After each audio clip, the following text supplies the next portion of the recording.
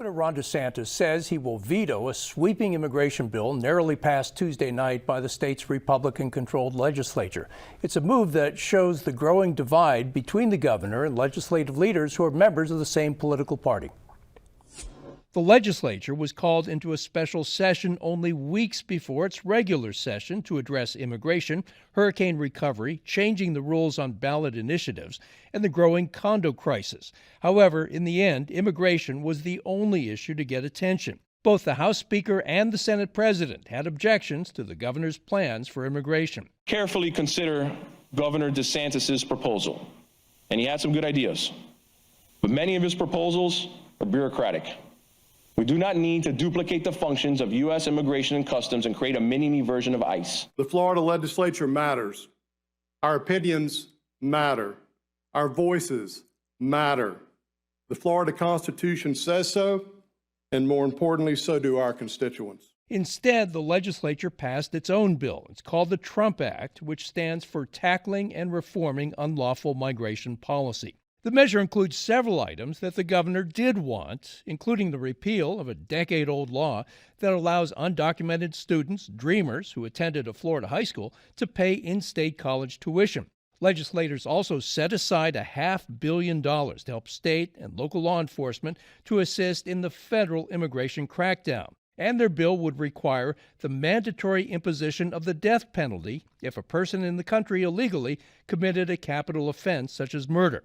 But the legislation did not include restrictions on undocumented immigrants wiring money back home that DeSantis wanted, and the final bill also shifted Immigration Enforcement Authority away from DeSantis and over to Agriculture Commissioner Wilton Simpson, which prompted this criticism from the governor. They also bizarrely strip immigration enforcement power from the governor and give it to the Commissioner of Agriculture. But agriculture has not exactly been known for immigration enforcement, so it's almost like the fox guarding the hen house. It was bizarre. I think it was more a sop to folks who want cheap labor. That is totally bad policy. That can't happen. Our first guest, Tom Lee, was a state senator representing parts of Hillsborough County from 1996 to 2006 and again from 2012 to 2020. He also served as Senate President from 2004 to 2006. Tom Lee, welcome to the program. Welcome back. Thank you. You've been there. Why is this happening in Tallahassee? Well, you know, look, the immigration is a central issue of our time. There's no question about that. But this isn't really about policy. The legislature's a month away from holding its annual legislative session. This could easily be accomplished during the course of a regular session.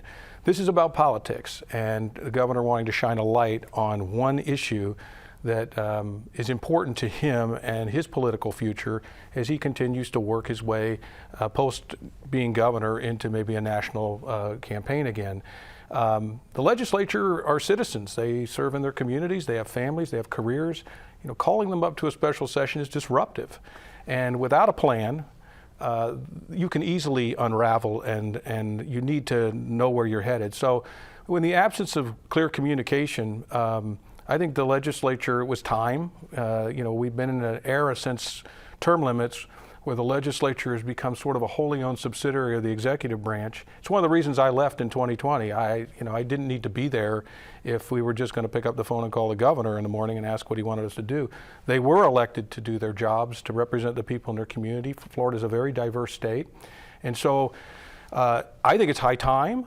I don't wish them any acrimony. The governor's not wrong to want to try to deal with this issue, but it needs to be a collaboration, not a dictatorship. It's interesting that you said term limits. Are term limits hurting the ability of the state Senate and the state House to carry out their function? Well, term limits, there were a lot of good things about term limits, but it was an incomplete thought. And what it has done is changed the balance of power between the legislature and the executive branch. When I was first there, before term limits had fully kicked in, there were members in the institution that had served there for a very long time and were very conversant on public policy and the process and the rules.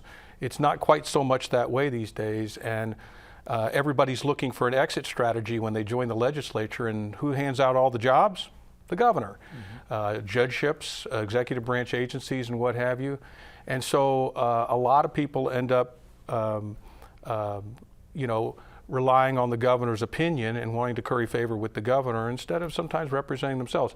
And it's just good to see the presiding officers, the Speaker and the Senate President decide enough's enough, and we want to be a part of this conversation. Not control it necessarily, but at least the respect and deference and the sovereignty of the legislative branch under the separation power doctrines of our Constitution to at least have a voice in these conversations. There are a lot of supporters in the Republican caucus in the legislature who are supporters of Donald Trump. How much of this goes back to Ron DeSantis challenging Donald Trump in 2024 for the presidential nomination of the party?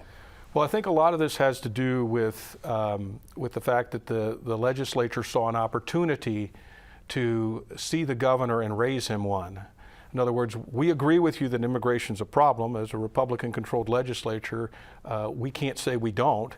We don't want to rebuff you in your effort to deal with this issue and support the federal government, but we're going to do it the Donald Trump way because he's the titular head of the Republican Party in the United States, and we're going to follow his lead, not yours. And so I think it was their way of pushing back against a DeSantis-driven process and going around him to the White House and trying to develop something that the narrative that the Republicans could support, embracing the President of the United States and his initiatives. Does it make sense to put the head of the Department of Agriculture, the cabinet secretary, in charge of enforcing immigration laws?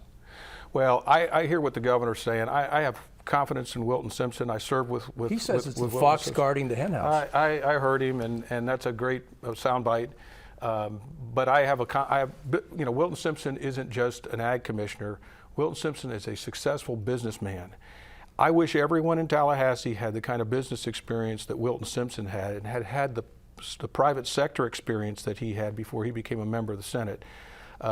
We didn't always agree on everything, but I have a tremendous amount of respect for him, and I think he will apply the law.